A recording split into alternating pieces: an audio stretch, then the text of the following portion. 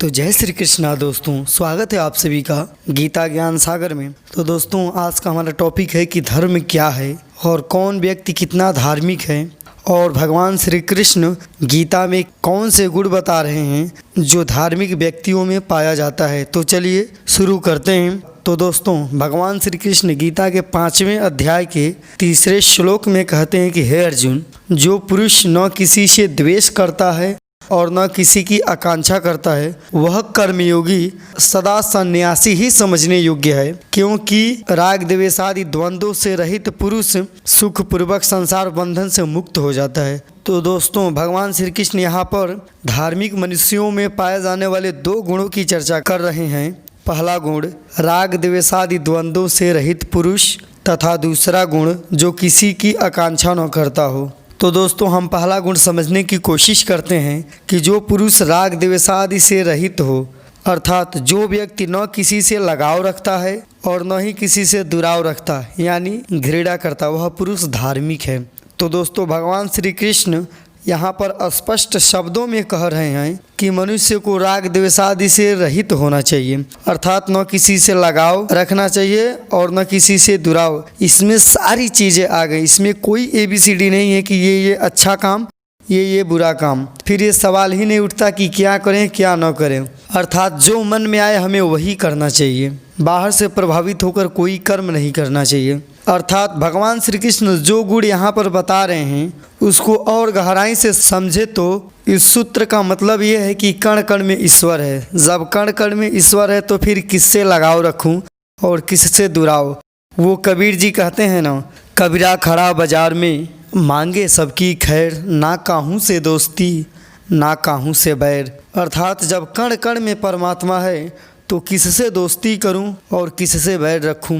लेकिन इस समय जो भी धार्मिक होने का दावा कर रहे हैं उनका आधे घंटे का भी लेक्चर सुनेंगे तो उसमें यही सुनने को मिलता है कि ये कर्म पाप, ये कर्म पुण्य, अर्थात वो भेद करते हैं। उनका कहना ये है कि ये काम अच्छा है, इससे लगाव रखो, ये काम बुरा है, इससे दुराव रखो, अर्थात वे सिखाते हैं कि राग द्वेष करो।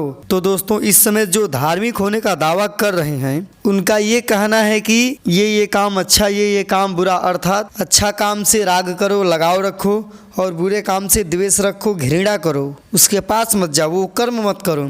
अर्थात इनके अनुसार भगवान श्री कृष्ण गलत हैं, या तो ये लोग गलत हैं, क्योंकि भगवान श्री कृष्ण कह रहे हैं कि मनुष्य को राग द्वेष से रहित होना चाहिए, राग द्वेष नहीं करना चाहिए। और ये जो धार्मिक होने का दावा कर रहे हैं वो ये कह रहे हैं कि ये काम अच्छा है, अर्थात इससे लगाव रखो, ये काम बुरा है, इससे दुराव रखो। ये सिखा रहे हैं कि राग द्वेष करो। और हद तो तब हो जाती है कि ये बीच बीच में भगवान श्री कृष्ण का नाम भी लेते रहते हैं। यदि भगवान श्री कृष्ण के अनुसार इनको समझा जाए तो ये उतना ही अधार्मिक है, क्योंकि जब कण कण में ईश्वर है तो अच्छा बुरा का सवाल ही नहीं उठता, जो मन में आए वो करें। तो दोस्तों, भगवान श्री कृष्ण स्पष्ट शब्दों में कह रहे हैं कि मनुष्य को राग द्वेष नहीं करना चाहिए, भेदभाव नहीं करना चाहिए। लेकिन इस समय जो भी धार्मिक होने का दावा कर रहा है उसका आधार ही भेदभाव पर है, और वे लोग इसी के आड़ में अपना बिजनेस चमका रहे हैं। तो दोस्तों, सीधे शब्दों में कहें तो जो बांटने का काम करे वो अधर्म है।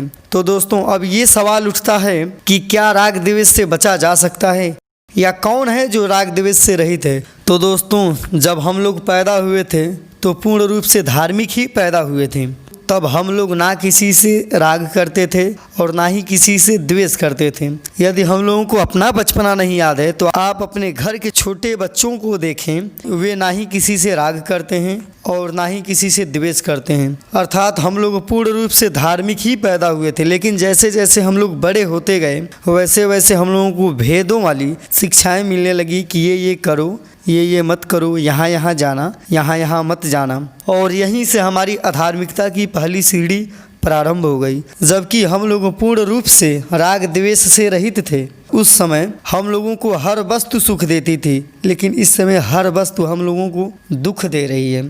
तो दोस्तों, अब फिर यहाँ पर एक सवाल और उठता है कि क्या धार्मिक हुआ जा सकता है। तो दोस्तों, भगवान श्री कृष्ण आगे के अध्यायों में कहते हैं कि हे अर्जुन, मुझ अंतर्यामी परमात्मा में लगे हुए चित्त द्वारा संपूर्ण कर्मों को मुझ में अर्पण कर। और साथ ही ये भी कह रहे हैं कि हे अर्जुन, इस ज्ञान के द्वारा तू संपूर्ण भूतों को निशेष भाव से पहले अपने में और फिर पीछे मुझ सच्चिदानंद घन परमात्मा को देखेगा। तो दोस्तों, भगवान श्री कृष्ण स्पष्ट शब्दों में ये कह रहे हैं कि हे अर्जुन, मुझ अंतर्यामी अर्थात मैं आत्मा के रूप में हर मनुष्य के हृदय को धारण किया हुआ हूँ।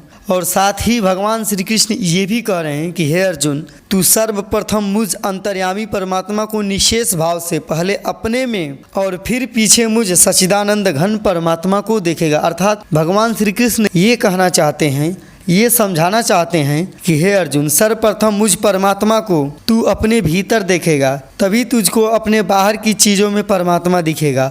और जैसे ही तू अपने को छोड़कर बाहर देखने की कोशिश करेगा तो तू अधार्मिकता की ओर एक और कदम बढ़ा देगा।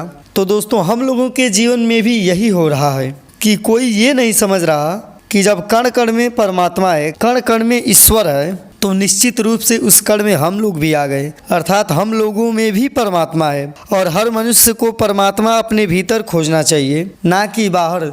लेकिन हमें जो भी शिक्षाएं दी जा रही हैं धर्म के नाम पर, वो यही सिखा रही हैं कि अपने को छोड़कर बाहर परमात्मा खोजो, मंदिर में खोजो, मस्जिद में खोजो। तो दोस्तों, वहाँ पर परमात्मा कभी नहीं मिलेगा। इसीलिए तो कबीर जी कहते हैं, ज्यों तिलमाही तेल है, ज्यों चकमक में आग, तेरा साईं तुझ में है, जाग सके तो जाग।